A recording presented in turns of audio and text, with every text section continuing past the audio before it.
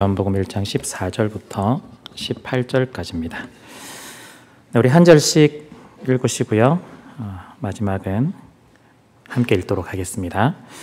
말씀이 육신이 되어 우리 가운데 거하심에 우리가 그의 영광을 보니 아버지의 독생자의 영광이요 은혜와 진리가 충만하더라. 요한이 그에 대하여 증언하여 외쳐 이르되 전에 말하기를 내 뒤 오시는 이가 나보다 앞선 것은 나보다 먼저 계심이라 한 것이 이 사람을 가리킴이라 아니라 우리가 다 그의 충만한 데서 받으니 은혜 위에 은혜로라. 율법은 모세로 말미암아 주어진 것이요 은혜와 진리는 예수 그리스도로 함께 읽겠습니다. 본래 하나님을 본 사람이 없으되 하나님 품속에 있는 독생하신 하나님이 나타내셨느니라. 아멘. 요한복음 1장 1절에 이런 말씀이 있었죠. 태초에 말씀이 계시니라. 이 말씀이 하나님과 함께 계셨으니 이 말씀은 곧 하나님이시니라. 이 말씀을 우리가 조금 쉽게 좀 봤었는데요. 이 말씀이 곧 예수님이다라는 걸 우리가 확인할 수 있었죠. 그래서 이 말씀이라는 단어 대신에 예수님이라는 단어로 바꿔서 읽어볼 때 조금 더 선명하게 다가올 수 있다는 걸 확인했습니다. 그래서 다시 한번 보시면 태초에 예수님이 계시니라. 예수님이 하나님과 함께 계셨으니 이 예수님은 곧 하나님이시니라. 이렇게 우리가 좀 확인해 볼 수 있었습니다. 말씀이신 예수님이 천지가 만들어지기 전부터 계셨고 또한 그 예수님이 천지를 만드신 창조주라는 걸 우리가 확인을 할 수 있었죠. 그래서 예수님이 하나님의 아들이라고 하니까 뭔가 아랫사람처럼 밑에 있는 존재처럼 느끼지만 절대 그런 것이 아니라 바로 하나님 그분이라는 걸 우리가 또 봤었습니다. 그리고 이 예수님은요, 이 세상 가운데 오셨다라고 이야기를 했는데요. 어떻게 오셨냐? 빛으로 오셨다. 이렇게 이야기를 하고 있었죠. 우리가 어둠이었는데 빛이신 예수님께서 오셔서 세상 가운데 빛으로 비춰주십니다. 그래서 우리 가운데 있던 어둠을 몰아내고 또한 빛으로 가득 채워주시는 것이죠. 중요한 건요, 이 말씀이신 예수님 그리고 빛이신 예수님이 우리 가운데 오셨을 때 우리가 이 예수님을 영접하느냐 아니냐, 사실은 이것이 이 말씀의 핵심입니다. 그래서 영접하다라는 단어를 우리가 봤었죠. 그래서 이 단어가 그냥 환영합니다, 웰컴 이것보다 조금 더 큰 의미를 가지고 있었다는 걸 우리는 확인했습니다. 어떤 의미였냐면 예수님이 내 인생의 왕으로 오셔서 그래서 내 인생을 다스리는 것. 그래서 예수님 앞에 순종하며 왕으로 모시겠습니다. 말씀이신 예수님께 순종하겠습니다 라고 하면서 받아들이고 삶을 살아가는 것이 바로 영접하다라는 단어가 가지는 본래 뜻이라고 말씀을 드렸습니다. 그럴 때 우리가 예수님을 영접할 때 하나님을 왕으로 모시면 그분의 백성이 될 것이고 또한 하나님을 아버지로 모시면 자녀가 되겠죠. 그래서 영접하는 자들이 그 이름을 믿는 사람들이 하나님의 자녀가 되는 권세를 얻게 된다라고 우리가 볼 수 있었습니다. 자, 그런데요, 이제부터 오늘 본문에 해당되는 부분들인데 예수님께서 빛으로 왔다라고 하면서 사람들이 이 말을 가지고 조금 다르게 해석을 하는 사람들이 생기기 시작했습니다. 어떤 말이냐면 예수님이 빛으로 오셨기 때문에 실제 육체로 온 게 아니야 라고 주장했던 사람들이 생겨났던 거죠. 즉 예수님이 육체로 오셨다라는 걸 부인한 사람들이 있었습니다.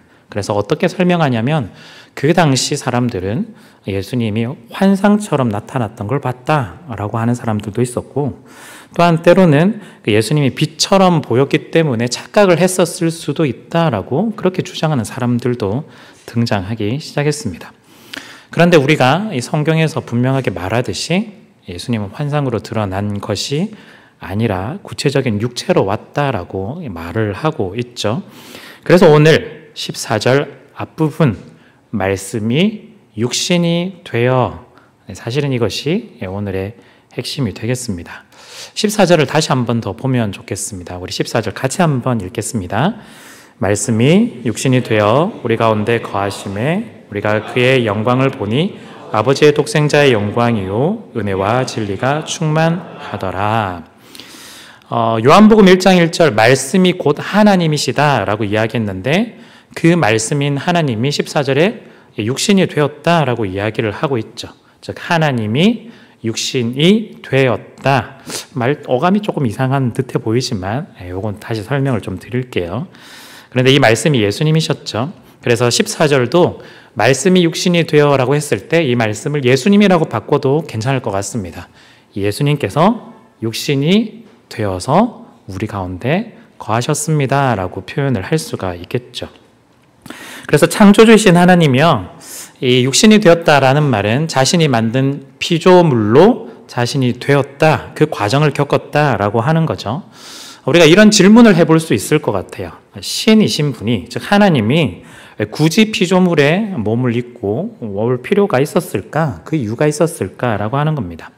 어쩌면요, 우리 사람의 입장에서는 우리는 같은 사람이 되기보다는 신적인 능력을 갖고 싶어하는 사람들이거든요.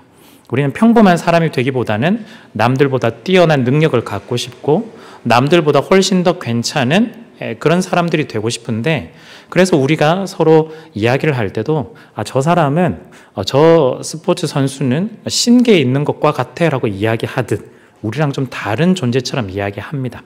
모두가 다 신이 되고 싶거든요, 사실은.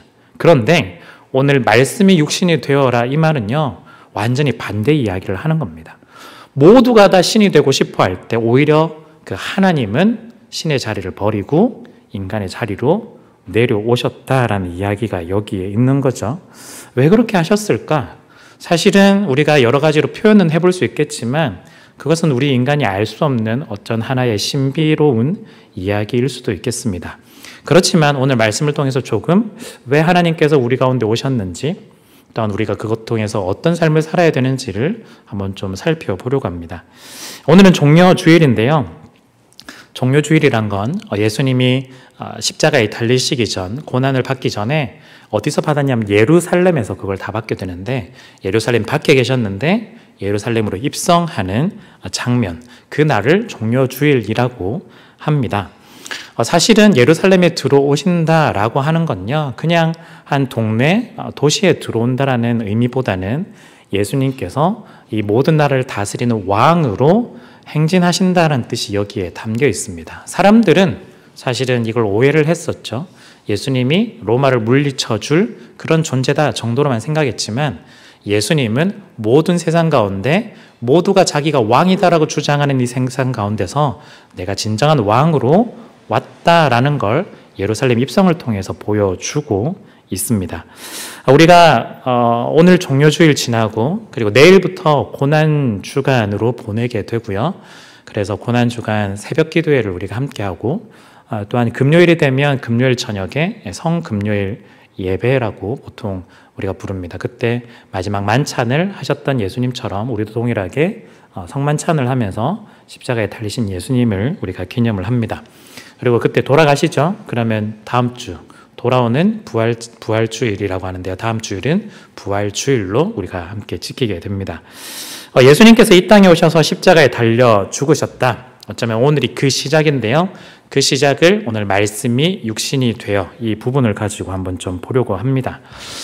이 말씀이 육신이 되어라는 말이 가지고 있는 의미가 한 두 가지 정도로 좀 볼 수 있을 것 같은데요. 먼저 첫 번째는 바로 낮은 자리로 초대를 한다라는 걸 의미하고 있습니다. 이 말씀이 육신이 되어라고 이 말씀에는 낮아짐으로의 초대가 포함이 되어 있습니다. 다시 한번 말씀드리지만요, 이 말씀이 육신이 되어, 조금 어감이 좀 이상하지만 영어 성경을 보면 The word became flesh라고 되어 있어요. ESV에 보면요. 그런데 다르게 표현되어 있잖아요. 어떤 식이냐면 말씀이 육신 안에 들어왔다 이렇게 표현하지 않아요. 혹은 말씀이 육신 안에 머물러 있다. 말씀을 예수님이라고 표현해 볼까요? 예수님이 육신 안에 들어왔다라고 표현하지도 않고 예수님이 육신 안에 머물러 있다 이렇게 표현하지도 않아요. 그럼 어떻게 성경은 표현하고 있죠? 말씀이 육신이 되었다, became을 쓰고 있습니다. 예수님이 육신이 되었다라고 표현을 하고 있어요. 당시 그 그리스 고대 그리스 로마 문화에서는요, 이 플라톤의 사상을 좀 많이 영향을 많이 받았었습니다. 대표적인 플라톤의 사상 여러 가지가 있겠지만 그 중에 하나가 조금 약간 이원론으로 나누는 것들이 있는데요. 이원론은 단순하게 둘을 나누는 게 아니라 하나는 성스러운 이상향, 이데아를 향해서 나아가는 그 성스러움과 반대는 그 이데아를 향해 나아가야고 할 때 버려야 되는 것들, 물질적인 세계들을 좀 구분짓는 경향이 좀 있습니다. 그래서 특히 대표적인 것이 우리의 육체인데요. 이 육체를 버려야만, 탈피해야만, 감옥과 같은 존재에서 이 영혼이 벗어나야만 이데아를 향해서 진리를 찾아갈 수 있다라고 이야기를 하고 있죠. 그런데 여기서 영향을 좀 받고 종교화된 것이 영지주의라고 하는 존재들입니다. 영지주의도 같은 주장을 펼치고 있는데요. 우리가 육체가 아닌 영혼에 집중을 하는 겁니다. 육체는 버려야 돼. 아무런 쓸데가 없어.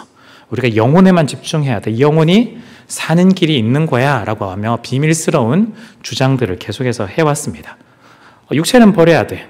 그렇기 때문에 예수님이 육체로 오셨다라는 말을 받아들이기가 사실은 쉽지 않은 거죠. 육체로 오셨다라는 걸 부인합니다. 때로는 환상이다. 때로는 환각 상태에서 봤다. 그렇게 하면서 예수님이라는 말은 그 이름은 받아들이지만 실제 육체로 왔다라는 건 인정하지 않습니다. 당시 전체적인 분위기가 비슷했어요.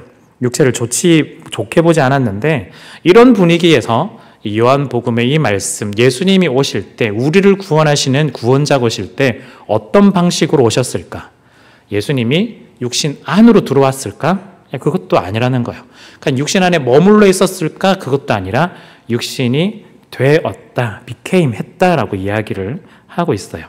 이 말은요, 당시 사회에 대해서 던지는 문제 제기와도 같고 당시의 문화를 이겨내는 이야기들과도 같습니다. 하나는 육체를 나쁘게 보지 않고 육체를 좋은 것으로 본다라는 데 있어요.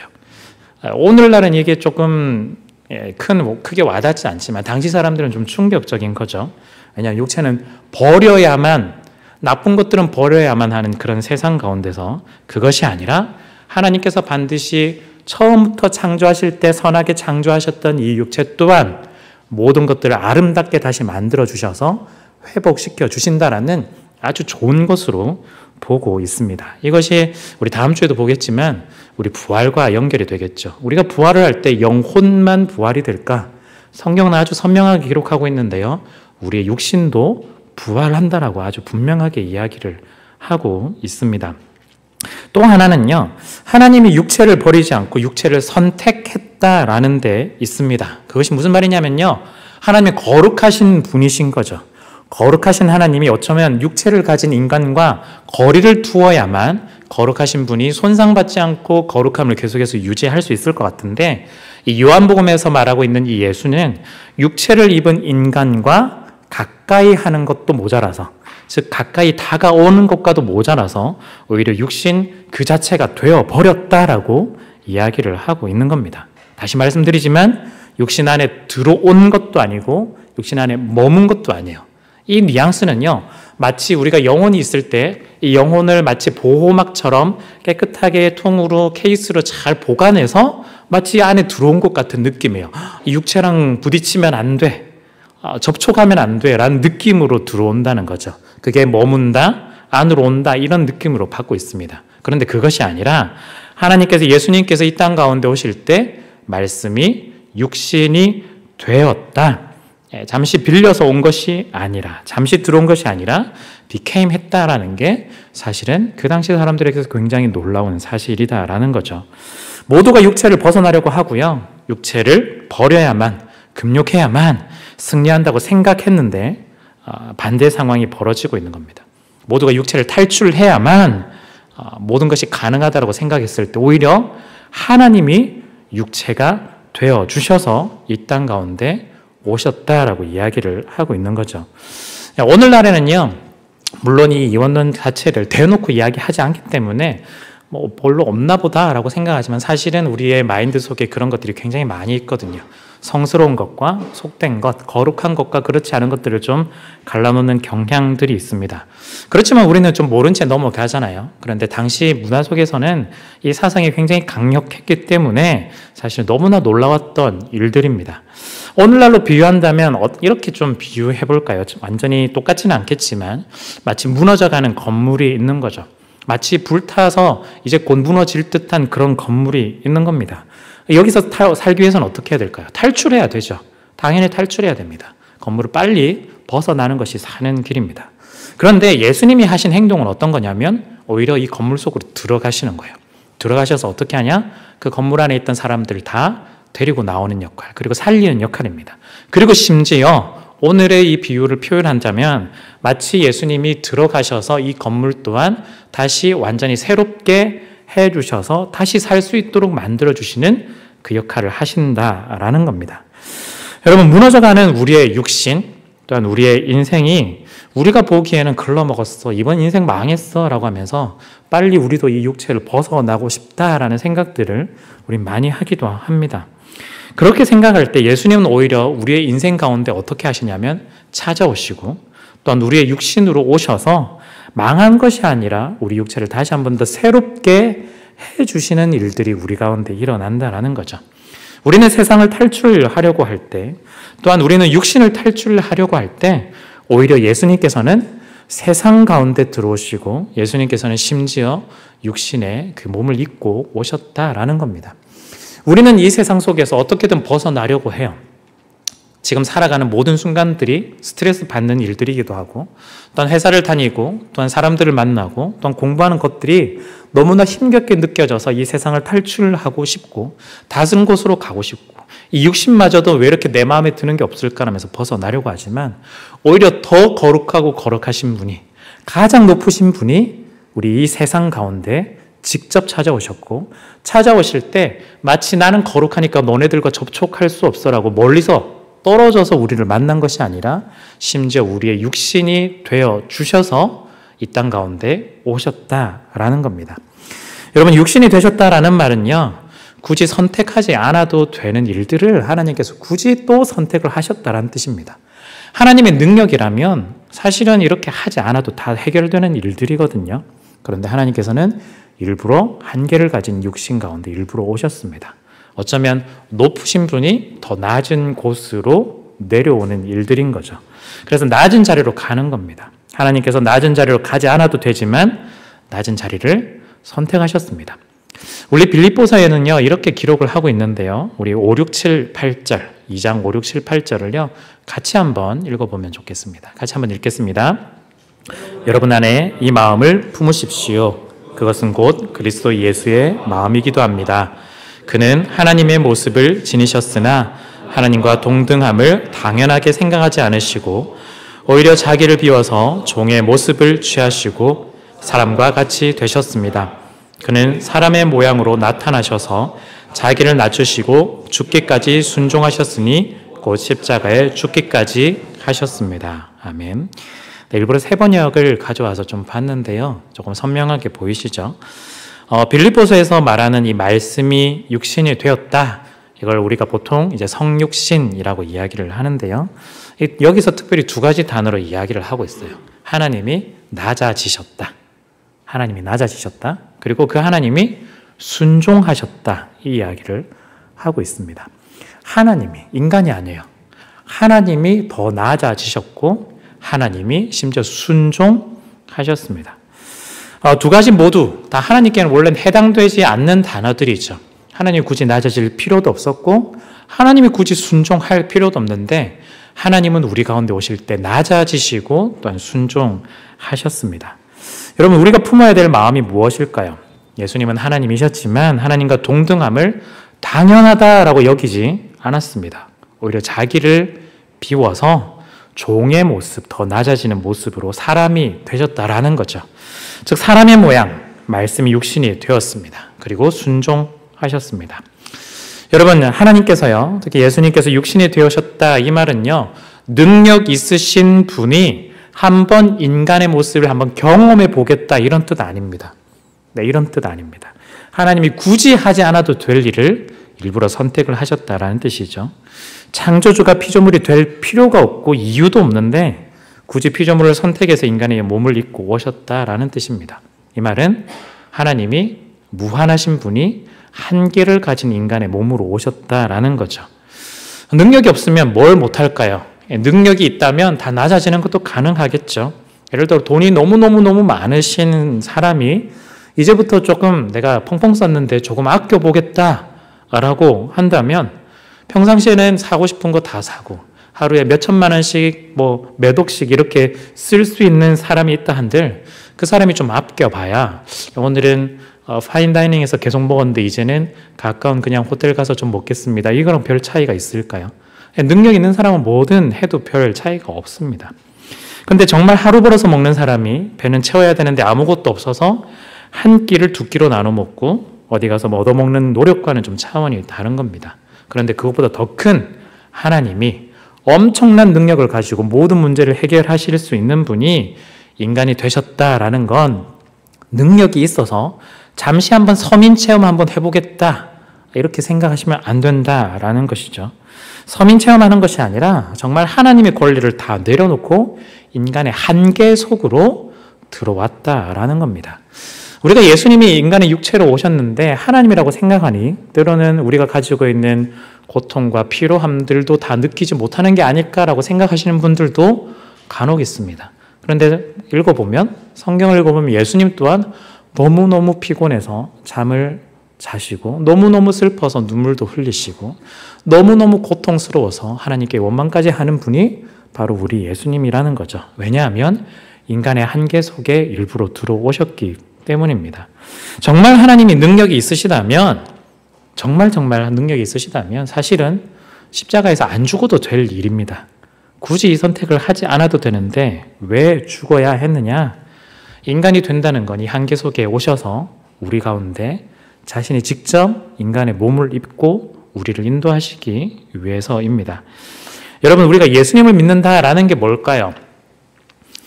예수님을 믿는다라고 하면 교회 잘 다니는 것, 우리가 신앙생활 남들이 좀 힘들게 할 때 잘 지켜내는 것, 그래서 천국 가는 것, 우리가 이렇게 보통 생각하기 마련인데 그것도 중요한 이야기겠지만 오늘 이 말씀이 육신이 되었다라는 예수님이 직접 인간의 몸을 입고 오셨다라는 말을 기억해 본다면 예수님을 믿는다라는 건 우리가 지금 하고 있는 모든 것들이 당연한 것이 아니라 어쩌면 더 낮아지는 것이 바로 예수님을 믿는다라는 걸 우리 가운데 일러줄지도 모르겠습니다. 우리가 어쩌면요 예수 믿는다라고 할 때 대접과 대우를 계속해서 더 받으려고 하는지 모르겠습니다. 우리가 직장 생활을 하고 또한 학교에서도 여러분들이 많은 사람들을 만나고 하실 텐데 우리가 거기서도 당연히 내 실력이면 내 능력이면 내 연봉이면 이 정도 당연히 대우받아야 되는 거 아니야 라고 생각하시면서 마치 다닐지도 모르겠습니다.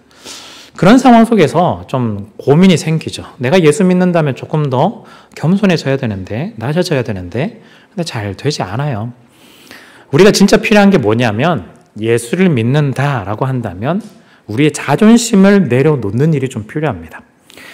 하나님께서 이 땅 가운데 오셨다라는 건 우리가 그냥 신이니까 할 수 있겠지라고 하는 수준을 조금 넘어선다라는 거죠. 하나님도 자존심이 없을까요? 하나님의 어떤 느낌과 감정이 아무것도 없어서 그랬을까요? 우리가 지금 느끼고 있는 이 모든 감정들은 하나님이 우리 가운데 공유해 주셨기 때문에 우리가 느낄 수 있는 모든 것들이거든요. 우리가 어떻게 사랑할 수 있을까요? 사랑의 하나님이니까 우리 가운데 이 마음을 공유해 주셨기 때문입니다. 그렇다면 어쩌면 우리식으로 좀 표현해 보긴 하겠지만 하나님도 자존심이 분명히 있으실 텐데 그 자존심마저 내려놓고 이 땅 가운데 오셨고 이 땅에서 와서 내가 왕이야, 내가 하나님이야 라고 하면서 대우를 받는 것이 아니라 고통과 고난 속에서도 그 시간들을 보내왔고 심지어 마지막에는 채찍을 맞기도 하고 끌려다니기도 하고 뺨을 맞기도 하고 침을 맞기도 하고 심지어 벌거벗긴 채로 십자가에서 죽음을 당하기도 했습니다. 자기가 가지고 있는 것들을 내려놓았기 때문인 것이죠. 우리가 예수를 믿고 따라간다라고 하는 건요, 이 길을 말하고 있는 겁니다. 우리가 예수를 믿는다라는 건요, 내 자존심을 좀 내려놓는 거예요. 내가 예수를 믿는다라고 하는 건 조금 더 겸손하게 더 낮은 자세로 나아가는 것들을 이야기를 하고 있습니다. 어쩌면요, 이 문제에 있어서 제일 벗어나기 힘든 사람, 그리고 이 문제를 해결하기 어려운 사람을 굳이 한 사람 꼽으라면 아마 저일지 모르겠습니다. 목사라는 존재가 특히 교회라는 공동체 안에서는 대접과 대우를 받을 수밖에 없는 그런 존재이기 마련인데요. 그렇기 때문에 어쩌면 제가 이 문제에서 제일 심각한 사람일지도 모릅니다. 제가 여러분들에게 더 겸손해져야 한다라고 말하고 있고 더 낮아져야 한다라고 말하고 있지만 사실은 그게 제일 안 되는 게 사실은 저이기 때문입니다. 여러분, 저를 포함해서 여러분들 함께 우리가 정말 진짜 예수를 잘 따라갔으면 좋겠습니다. 어떻게 따라가느냐? 조금 더 겸손해지고 조금 더 낮아지는 겁니다. 좀 울분이 나더라도 내가 이런 대접을 받아야 돼 라고 하는 생각이 들어도 조금 자존심 한번 내려놓았으면 좋겠습니다. 특별히 교회에서 그런 생각들이 많이 드실 텐데요. 회사라면 직급도 있으니 연봉 차이도 있으니 그런 생각할 수도 있겠지만 교회라면 내가 조금 더 이렇게 이야기를 하고 내가 조금 더 똑똑하고 내가 조금 더 교회에 헌신해서 이 모든 것들을 해왔는데 나에게 이렇게 대우하는 거야? 라고 생각이 들 경우가 훨씬 더 많다라는 겁니다. 내가 가족장도 하고 내가 국장도 하고 내가 교회에서 열심히 섬겨왔는데 그 외에도 내가 오랜 시간 동안 해왔는데 나에게 이런 얘기도 하나도 해주지 않고 나를 지금 패싱하고 이 문제가 이렇게 돼도 되는 거야? 라고 생각하기 마련인 거죠. 여러분, 우리가 이 자존심을 내려놓지 못하면 절대 예수 그리스도의 그 길을 따라갈 수가 없습니다. 때로는 손해보는 것, 때로는 어려움을 겪는 것, 이것이 바로 십자가를 선택하신 예수님의 그 길이고 또한 우리가 그 길을 따라간다면 우리가 손해보더라도 겸손하게 나아갈 필요가 있겠습니다. 여러분, 우리가 손해보고 계속해서 내려간다면 이것이 모든 것이 끝일까? 또 그것은 아니다라고 이야기를 한 가지 더 해주시는데요. 말씀이 육신이 되는 이 사건이 어떤 의미를 가지느냐? 바로 말씀의 영광과 육신의 한계가 만나는 그 사건이다라는 걸 이야기를 해주고 있습니다. 이 말씀의 영광이 육신의 한계 가운데 왔다면 이제 이 육신의 한계를 말씀의 영광으로 맛보는 자리가 바로 이 자리가 되겠습니다. 그래서 이제는요, 육신의 한계가 말씀의 영광으로 바뀌어지는 역전되는 일이 바로 말씀이 육신이 되어 이 성육신의 사건입니다. 하나님이 육신의 옷을 입으면 이 말씀의 영광이 사라질까요? 처음에 말씀드렸던 하나님의 모든 것들을 내려놓고 인간의 육신을 가지고 이 땅에 오셨다고 했을 때 하나님의 모든 영광이 사라질까? 그렇지 않다라는 거예요. 왜냐하면 하나님의 방식은 낮아짐을 통해서 오히려 더 풍성해지기 때문입니다. 육신의 한계로 인해 영광을 누리지 못할 때 오히려 육신에 있는 자들을 영광에 있는 자리로 옮겨주시고 또 만들어주시는 것이 하나님의 방식입니다. 두 가지를 말씀드릴 텐데요. 하나는요, 부정과 정결에 관련된 이야기입니다. 성경에는요, 부정과 정결이 등장하는데 이 육신의 한계를 부정이라고 한번 생각해 보시죠. 부정한 것. 그런데 말씀의 영광은 정결한 것이라고 한번 생각해 보는 겁니다. 구약의 방식은요, 정결 더하기 정결이어야만 정결이 가능합니다. 만약에 정결 더하기 부정이 된다면 어떻게 될까요? 그냥 부정이 되는 거예요. 아무리 정결한 것이어도 부정한 것과 접촉하면 정결이 되는 겁니다. 구약의 방식을 가지고 방금 말씀드렸던 육신의 한계라는 부정 더하기 말씀의 영광이라는 정결이 더해지면 어떻게 될까요? 구약의 방식으로 가져온다면 이 또한 부정이 되어버릴 거예요. 즉 하나님이 정결하신 분이 말씀의 영광을 가지고 계신 그분이 인간의 육신을 가지고 태어났을 때 한계를 가지고 있기 때문에 결국 이 또한 부정한 것이 되지 않겠느냐라고 하겠지만 이 모든 일들은 예수 그리스도를 통해서 바뀌게 됩니다. 예수님을 통해서요, 정결이 부정을 압도하게 되는 거죠. 그래서 공식이 이제부터 좀 달라지게 돼요. 정결 더하기 부정은 어떻게 되느냐? 정결함으로 바뀌게 됩니다. 즉 예전에는 부정함이 정결함을 압도했다면 이제는 이 부정함의 모든 것들을 정결함으로 뒤덮게 되는 거죠. 우리의 부정한 죄와 우리의 부정한 모든 것들이 예수 그리스도의 정결한 피로 완전히 뒤덮이게 되는 것. 그래서 우리를 의로운 존재라고 이야기하는 이유가 바로 여기에 있는 겁니다. 그래서 육신의 한계라는 부정이 말씀의 영광이라는 정결을 만나서 부정하지 않게 되고 정결하게 되는 것이죠. 여러분, 우리는 육신의 한계를 가지고 있습니다. 그래서 날마다 때로는 죄를 짓고 살아가고 있죠. 우리는 하나님을 만났다라고 하는데 예수 그리스도를 영접했다라고 하는데 왜 나는 항상 죄를 짓고 계속해서 그렇게 살아갈까라고 우리가 생각하고 있지만 사실은 우리는 점점점 우리는 말씀의 영광으로 전염되어 가고 있고 뒤덮여 가고 있는 사람들입니다. 물론 우리의 눈으로 보면 아직까지 여전히 우리가 육신의 한계를 가진 부정한 면들이 여전히 너무 많이 남아있죠. 우리가 그것들만 본다면 우리를 뒤덮고 있는 이 과정 속에는 말씀의 영광을 발견하지 못하게 될 텐데요. 우리가 예수 그리스도를 주로 고백했다면 우리를 통해서 십자가에서 흘리신 그 피로 인해 우리는 정결한 그 사람들이 되어가고 있는 과정 속에 있습니다. 우리가 예수 그리스도, 말씀이 육신이 되신 분을 우리가 고백하고 낮은 자리로 계속 나아갈 때 우리는 무엇으로 덮이게 될까요?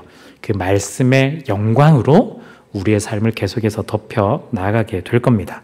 그래서 14절에 다시 한번 보시면 말씀이 육신이 되어 우리 가운데 거하심에 그 다음에 뭐라고 나오냐면요. 우리가 그의 영광을 보니 아버지의 독생자의 영광이여 은혜와 진리가 충만하더라라고 되어 있습니다. 방금 말씀드렸던 공식을 한번 생각해 보시죠. 구약의 공식이라면 정결과 부정이 만났는데 영광이 사라져야 되는데 이제는 예수 그리스도께서 이 땅 가운데 오셨을 때는 정결이 부정을 압도하게 됩니다. 그래서 예수 그리스도께서 육신의 몸, 한계를 가진 몸을 입고 오셨음에도 불구하고 그 영광이 찬란하게 드러나게 된다라는 거죠. 말씀이 육신이 되었습니다. 육신의 한계를 이 말씀의 영광으로 덮었기 때문입니다. 여러분, 우리가 예수 그리스도를 영접하고 예수 그리스도를 만나며 나아갈 때 이 말씀의 영광이 우리 가운데 계속해서 뒤덮게 될 것입니다. 때로는 지금 부족해 보일 수도 있습니다. 때로는 연약해 보일 수도 있습니다. 때로는 넘어질 수도 있습니다. 그렇지만 이 육신의 한계 속에서 일하시는 하나님, 예수 그리스도를 우리가 날마다 발견할 필요가 있겠습니다. 우리 다시 한번 빌립보서 우리 한번 가보도록 하죠. 빌립보서 2장 5절부터 이번엔 11절까지 볼 텐데요. 이번에도 같이 한번 읽어보면 좋겠습니다. 이번에는 개역 개정입니다. 같이 한번 읽겠습니다. 너희 안에 이 마음을 품으라. 곧 그리스도 예수의 마음이니 그는 근본 하나님의 본체시나 하나님과 동등됨을 취할 것으로 여기지 아니하시고 오히려 자기를 비워 종의 형체를 가지사 사람들과 같이 되셨고 사람의 모양으로 나타나사 자기를 낮추시고 죽기까지 복종하셨으니 곧 십자가에 죽으심이라. 이러므로 하나님이 그를 지극히 높여 모든 이름 위에 뛰어난 이름을 주사 하늘에 있는 자들과 땅에 있는 자들과 땅 아래에 있는 자들로 모든 무릎을 예수의 이름에 꿇게 하시고 모든 입으로 예수 그리스도를 주라 시인하여 하나님 아버지께 영광을 돌리게 하셨느니라. 아멘. 예수님께서 어떻게 오셨죠? 낮아지심으로 육신의 몸을 입고 오셨습니다. 그런데 낮아짐으로 육신의 한계에 있는 그 몸 가운데 오셨더니 어떻게 되었느냐? 결과론적으로는 더 낮은 곳으로 갔더니 하나님께서 예수님을 높여주는 그 역전이 일어나게 됩니다. 어떻게 영광이 드러났을까? 이걸 이렇게 이해해 보시면 어떨까 싶습니다. 처음에 아까 말씀드렸던 그와 더불어서 두 번째 그 정결과 부정과 더불어서 이 두 번째는 마치 시소를 탄다라고 한번 생각해 보시면 좋을 것 같아요. 우리가 시소를 탈 때 우리가 지금은 앞에 맞은편에 아무도 없는 존재였어요. 그래서 우리는 어떤 방향에 있죠? 바닥에 있는 거예요. 우리가 바닥에 있습니다. 시소에서. 그런데 예수 그리스도께서 즉 하늘에서 하나님이 우리 가운데 인간의 육신을 입고 이 땅 가운데 내려오셨습니다. 마치 우리의 시소의 반대편에 타신 분 같아요. 그분이 우리 가운데 내려오실 때 아마 우리보다도 조금 더 무거우시지 않았을까? 영광의 무게가 있기 때문에 그러지 않을까 싶은데요. 시소를 타고 올 때 그 시소가 아래로 내려가겠죠. 그럼 우리는 어떻게 될까요? 바로 위로 올라가는 것과 비슷합니다. 즉 무슨 말이냐면요. 하늘에서 하나님께서 인간의 육신의 한계를 가지고 가장 이 세상 가운데 아래로 오셨을 때 그 영향, 그 파급 효과가 뭐냐면 그 예수 그리스도를 함께 경험하는 사람들이 다 높여지게 되는 경험들을 하게 된다는 뜻입니다. 즉 시소를 멀리서 볼 때는 아무런 의미가 없어요. 아무리 예수님이 그 시소를 타봐야 내가 그 시소를 타지 않으면 의미가 없다라는 거죠. 멀리서 봐봐야 아무 소용 없습니다. 내가 그 자리에 있을 때 내가 더 육신의 한계를 있다는 걸 깨닫고 내가 죄인이라는 걸 깨닫고 있는 가장 아래에 있을 때 가장 밑바닥에 있는 그 상태에 있다는 걸 알게 될 때 예수 그리스도께서 육신의 몸을 입고 말씀이 육신이 되어 이 땅 가운데 오셔서 마치 시소를 타듯 그 반대편에 타게 되면 우리는 다시 가장 높은 곳으로 올라가 하늘의 영광을 맛보게 되는 것과 같은 이치입니다. 우리가 가장 아래에 있던 육신의 한계에서 가장 높은 영광의 자리로 가게 되는 것이죠. 하나님이 육신이 되신다라는 이 말, 우리가 조금 쉽게 비유하기 위해서 이해를 들었지만 정말 십자가를 진다라는 건 우리가 다른 이들을 올려주기 위해서, 다른 이들을 영광의 자리로 올려주기 위해서 가장 아래로 더 내려가는 시소의 모습과도 같습니다. 그래서 하나님은요, 가장 높은 자리에서 본인이 앉아 있는 것이 아니라, 그래서 우리를 가장 아래로 내려놓고 하나님 스스로를 자기를 띄워놓은 것이 아니라 우리를 오히려 영광의 자리로 올려주시기 위해서 가장 아래에 있을 때 그분께서 가장 아래로 내려오셔서 우리를 반대편에서 올려주신다라는 거죠. 우리가 어떻게 그런 영광을 얻을 수 있을까요? 말씀이 육신 되신 그분과 함께 있을 때, 그분을 만날 때, 말씀이 육신이신 그분을 만날 때, 함께 있을 때 우리는 이 영광을 얻을 수가 있습니다. 즉 말씀이 육신이 되신다라는 이 말은요, 육체를 함고 한계를 가진 그 육신 가운데 하나님이 오신다라는 말과 더불어 우리의 육신 가운데 그 말씀이신 분이 오신다라는 뜻입니다. 그분이 우리를 만나러 오신다는 뜻이고, 그분이 우리 가운데 우리를 밀어서 영광의 자리로 올려주신다라는 뜻입니다. 우리 육신의 한계를 경험하는 우리가 하나님의 영광을 볼 수 있는 건 그분께서 우리 가운데 오셨기에, 그분께서 우리 가운데 찾아오셨기에, 그분께서 우리 가운데 육신의 몸을 입고 오셨기에 우리는 시소를 타듯 가장 높은 곳으로 하늘의 영광을 맛보게 되는 겁니다. 여러분, 예수님께서 이 땅 가운데 말씀으로 또한 육신 가운데 오셨다, 이 말은요, 이 말이 제3자의 이야기, 다른 사람의 이야기가 되면 안 됩니다. 정말 중요한 건요, 이 이야기가 누구의 이야기냐 하는 겁니다. 그래서 영접하는 자 이야기가 등장하는 거예요. 이 영접하는 자, 즉 예수 그리스도의 이 이야기가 우리의 이야기가 되어야 된다는 거죠. 우리의 이야기하고도 될 수도 없는, 아무런 관계없는 이야기인데 굳이 그분이 인간의 육신의 한계를 가지고 그 땅 가운데 오실 필요가 있을까요? 전혀 이유가 없는 거예요. 전혀 이유가 없는 거예요. 그분의 이야기가 나의 이야기가 되어야만 그분이 인간의 몸을 입고 오셨다는 사실을 천천히 받아들일 수 있게 됩니다. 시소를 타야만 그분이 내려갈 때 우리가 올라가는 경험을 할 수 있다라는 뜻입니다. 우리가 그분을 영접해야만, 받아들여야만, 환영해야만, 어떻게 말씀드렸죠? 말씀이신 그분이 우리 가운데 오실 때 그 말씀이신 그분을 왕으로 모시고 그분 가운데 우리가 그 말씀에 순종하며 나아갈 때, 이것이 영접이라고 했죠. 그 영접 가운데 있을 때 우리 또한 이런 영광을 누릴 수 있게 됩니다. 그분께서 우리를 초청하십니다. 어떻게 초청하실까요? 가장 먼저 본인이 자기가 낮은 곳으로 내려가셨기에 우리 또한 낮은 곳으로 함께 가는 것을 우리 가운데 초청하십니다. 우리의 손을 붙잡고 함께 걸어가십니다. 예수 그리스도를 따른다는 건요, 우리가 낮은 곳으로 내려간다라는 뜻입니다. 예수 그리스도를 영접한다라는 건요, 우리가 그분이 걸어간 그 고난의 길을 함께 걸어간다라는 뜻입니다. 물론 좋은 일들도 있을 것이고 행복한 일들도 있겠지만 때로는 우리의 입장에서 보면 고통과 고난이 훨씬 더 많을 수도 있습니다. 그렇지만 그분이 우리와 함께 가실 때, 그분이 우리 가운데 계실 때 우리를 더 높여주셔서 영광의 그 은혜들을 맛볼 수 있게 인도해 주실 것입니다. 여러분, 그리스도인은 어떤 사람일까요? 바로 예수님을 따라가는 사람들입니다. 예수님을 따라가는 사람은 어떤 사람일까요? 좋은 자를 향해서 내가 먼저 가는 것이 아니라 더 낮은 자를 향해서 걸어가는 사람들입니다. 인간의 몸을 입고 이 땅 가운데 오셨듯 우리도 그 예수 그리스도를 따라서 더 낮은 자리로 내려가며 자신의 모든 것들을 내어놓고 자존심마저 내려놓을 때 그 예수 그리스도께서 우리를 맞아주시고 또한 우리를 다시 한 번 더 높여주실 것입니다. 여러분, 더 낮아지시기 바랍니다. 예수 그리스도의 길을 걸어가기 위해 더 낮아지시고 자신의 자존심 내려놓고 나아가시기 바랍니다. 그리고 그분께서 우리를 높여주시는 것들을 또한 경험해 보기를 원합니다. 하늘의 영광을 맛보고 또한 하늘의 은혜를 맛볼 수 있는 여러분들이 되셨으면 좋겠습니다. 이번 한 주간 우리 고난주간으로 지키게 되는데요, 이 예수님의 고난과 십자가를 묵상하는 한 주간입니다. 물론 우리는 이 십자가를 우리가 매 날마다 기억하고 또한 묵상해야 되겠지만 우리가 잘 그러지 못하는 것이 또한 인간의 한계이죠. 그렇기 때문에 이번 주간만큼은 더 깊이 한번 묵상해 보셨으면 좋겠습니다.